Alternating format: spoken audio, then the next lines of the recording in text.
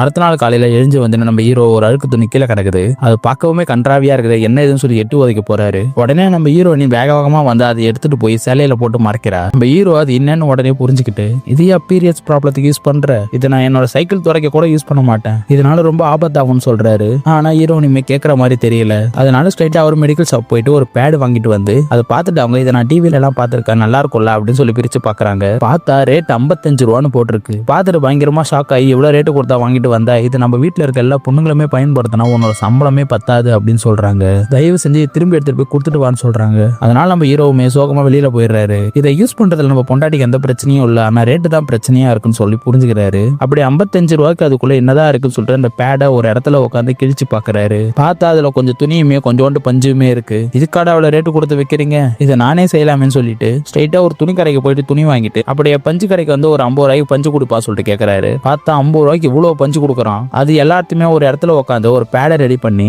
அதை எடுத்துட்டு போய் தன்னோட மனைவிக்கு கிஃப்டா கொடுக்குறாரு.